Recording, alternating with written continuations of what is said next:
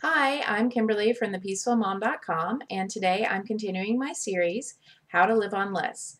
We're just taking a step-by-step, week-by-week plan for how to spend less and save more to get your finances on track. The first week, if you'll remember, we talked about recording your spending, and you just had a notebook or an index card that you stuck in your wallet, and you're just recording everything that you spend.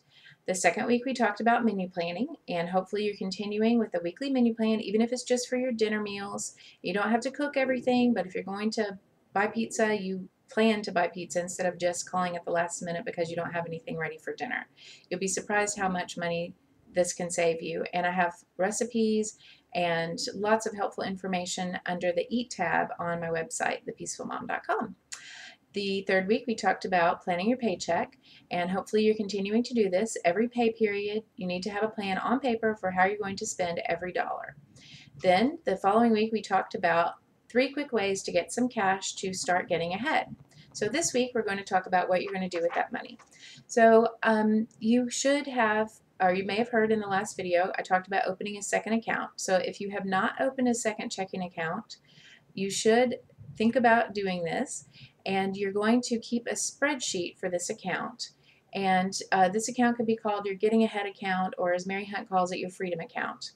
I have a spreadsheet available on thepeacefulmom.com under the Save tab. Just scroll down and you'll see in the menu an option for a Freedom account page.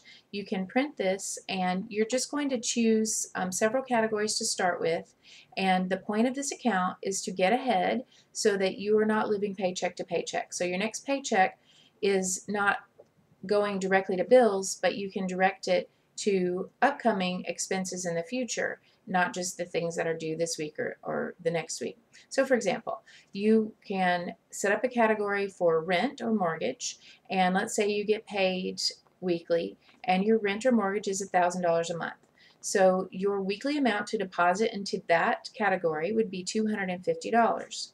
So when your paycheck comes, part of your plan is to set that $250 aside. Then if you do that every week, the next month when the rent or mortgage is due, you will have that money already in the account, pay your rent or mortgage, and the money in your paycheck from that week can go towards other expenses.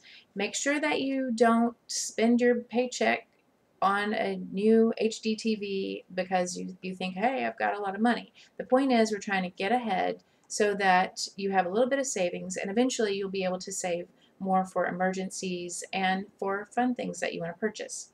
So set up a few categories. I do rent, utilities, car insurance, car maintenance, gas or other transportation costs that you have, whatever budget categories you want to set up, and you just start funding those categories one by one.